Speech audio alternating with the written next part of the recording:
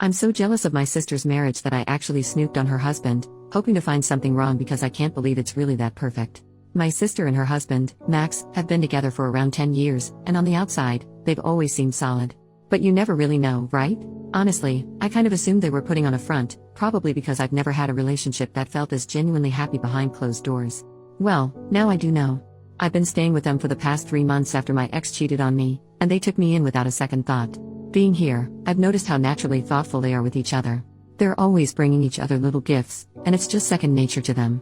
My ex, on the other hand, called me shallow for wanting a simple birthday gift, and it's more than just the little presents. They look at each other with this warmth that's undeniable. When Max looks at Sandra, his whole face lights up, whereas my ex used to look at me like I was, well, a potato. They hug each other like they've been apart for months every time one of them comes home. My ex? He'd just tell me to leave him the FCK alone to effing relax whenever he got home. They support each other's hobbies and friends as well. Max encourages Sandra to spend time with her friends, while my ex would complain endlessly about mine and even said my hobbies were a waste of time. The craziest part? I know they're actually holding back on the affection when I'm around. Once, I came home early and found her sitting on his lap while they watched TV, with him playing with her hair. That little glimpse felt like just the tip of the iceberg in terms of how much they adore each other. It's not like their life has been all sunshine and roses either. They've been through some seriously tough stuff, deaths, a miscarriage, job setbacks. The kind of things that can break people apart, but they've made it through together. At first, I couldn't wrap my head around it. I honestly thought that relationships like theirs were just Hallmark bullcrap. I convinced myself that everyone's relationship eventually turns into a daily grind once the honeymoon phase is over.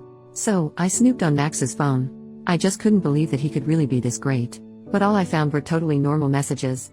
Even with his female friends, everything was just friendly. He talked about Sandra a lot, even mentioned how much he loves her. I felt so guilty afterward that I confessed. Surprisingly, they forgave me. Sandra even took me out for the day, just the two of us, and shared that she'd been in some terrible relationships herself before she met Max. She said those experiences helped her recognize red flags so that when Max came along, she was ready to appreciate someone healthy and genuinely good for her. She's also gone to therapy for a long time, and she says it helped her learn how to make healthy relationship choices and be a good partner herself. They even offered to cover the cost for me to start therapy, since my insurance isn't great. I thought that was really generous, and honestly, I feel like it's what I need. I just want to find something close to what they have. The silver lining here? Now that I know relationships like this really exist, I don't think I'll ever settle for anyone who treats me like my ex did again. Update over 1 year later. Hi. I'm the psycho who snooped in my brother-in-law's messages just because I thought it was impossible for men to be great to their partners. A lot has happened over the last year or so and I'm not sure exactly where to start, so I'm going to use a list format and just write stuff in whatever order it comes to mind. 1. I started therapy very soon after my post. My first therapist wasn't great, so my sister Sandra encouraged me to find another, and my second one was awesome. I'm still seeing him once every 2 weeks. He's helped me a lot with healing from the trauma of my last relationships and also learning how to relate to others in a more healthy way in every part of my life. He also really helped me learn how to manage bitterness and jealousy, finding the underlying causes and working on those. 2. I moved out of my sister and brother-in-law's house after a couple months. 3. It turns out that my sister and brother-in-law were secretly very livid about the snooping, but they appreciated that I'd confessed on my own and decided to be kind and help me. They decided that if I took advantage of the help they offered and put effort into being better, they would forgive me. I didn't realize how close I was to making my sister go low contact with me. Thankfully, I did take their help. 4.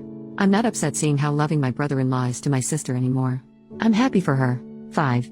They became foster parents after I moved out and are now in the process of adopting a little girl they've been fostering.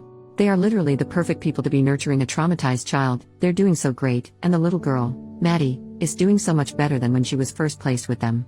She's an amazing girl, and she and my sister and brother-in-law are so lucky they've all found each other. 6. I've been single the whole time. That was on purpose. A few months ago, though, I determined that I'd be open to dating again. I didn't want to actively do anything, no dating sites, but I decided for myself that I wouldn't purposely avoid dating anymore. And finally, a week ago, a guy I became friends with at an animal shelter I started volunteering at about 6 months ago asked me out. I said yes. Our first date was great. He's very kind. He's the guy you go to if you need to calm down a traumatized, terrified animal. He cleans diarrhea-coated animal carriers without any complaint. My sister approves of him. He's very funny too. So that's the update.